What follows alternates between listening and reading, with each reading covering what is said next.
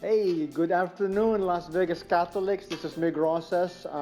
Well, today I have a very special guest. I'll be interviewing Mr. Louis Goshoco, who is with Gawad Kalinga Las Vegas. Hi, Louis.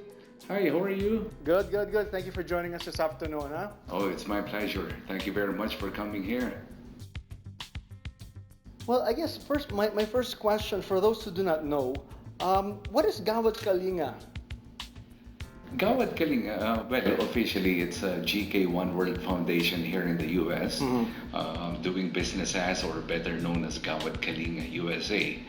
And it's the lead partner organization of the Gawad Kalinga global community.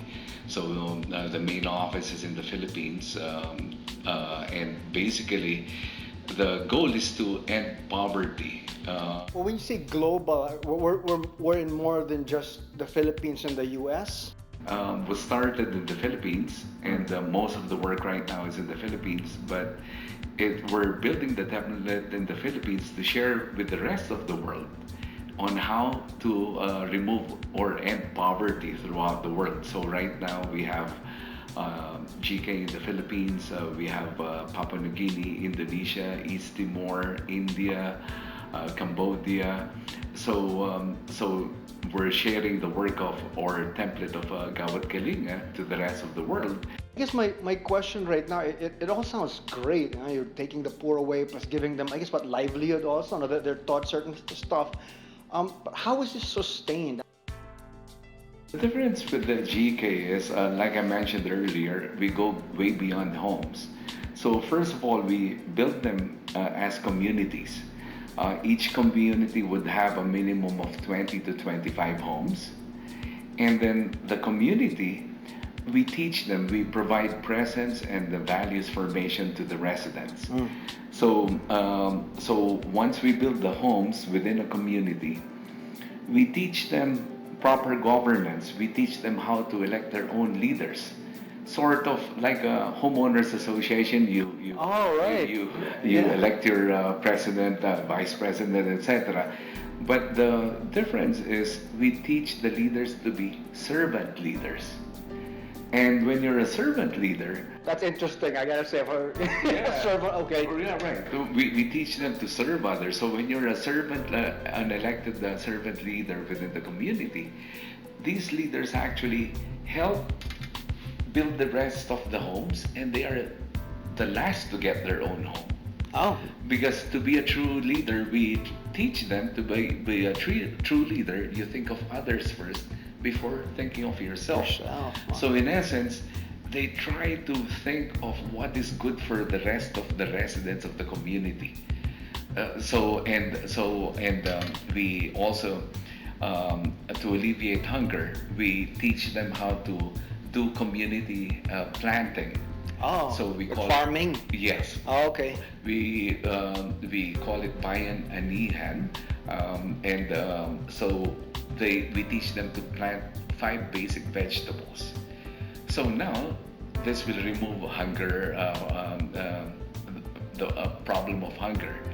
By bringing back dignity to them, it actually is automatic that now they strive to look for jobs. And also within their community, we try to teach them to do cottage industry or whatever business we could teach them. Like this was one that I hand carried from the Philippines, from that they sculpted. So this is the Holy Family. Yeah, it's beautiful. And imagine this was carved from driftwood. The driftwood before, these families were only selling them as charcoal. Maybe 40, 50 pesos a sack or a bag, I don't remember. But now when they produce this, then this could be sold for about 3,000, 4,000. I don't remember exactly how much. I mean, we live here in the States, and you know, I don't care where you come from, you're still living a nice, cushy life compared to the poorest of the poor all over the world. I guess my question would be, how can we, living here in this beautiful country, how can we help Gawad Kalinga? For those who want to help, what are the ways that we can?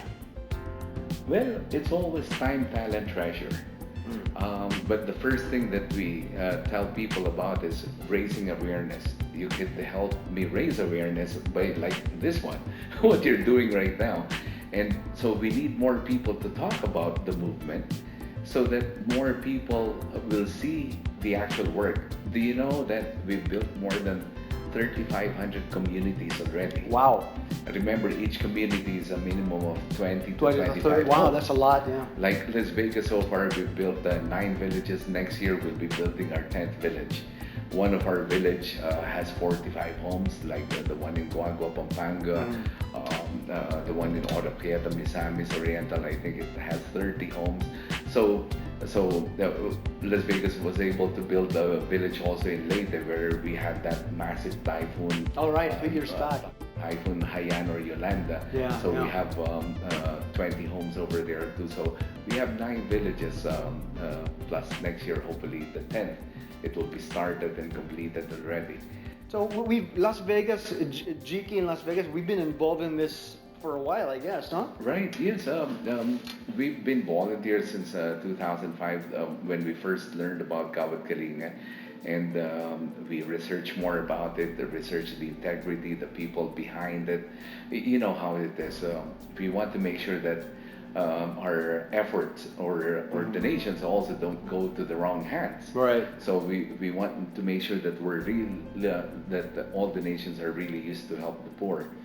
So the people over here, you were asking me how they could help. The first thing I encourage them to do is when they visit in the Philippines, when they have a vacation, to get in touch with us so that we could encourage them to visit some of our villages near wherever they want to make have their vacation. Right. And then of course we have once in a while we have fundraising events here, and then also recently we started like a pledging campaign. And so that's how people are able to help. But the important thing first is realizing and knowing that there is an organization overseas or internationally that is really making leaps and bounds in terms of addressing poverty. And do you know our goal? What our goal is? It's a 21-year time frame from the time that it officially became Kawat Kalinga, from 2003 to 2024. Our goal is to end poverty for 5 million people. 5 million people out of poverty by Yes. 2024.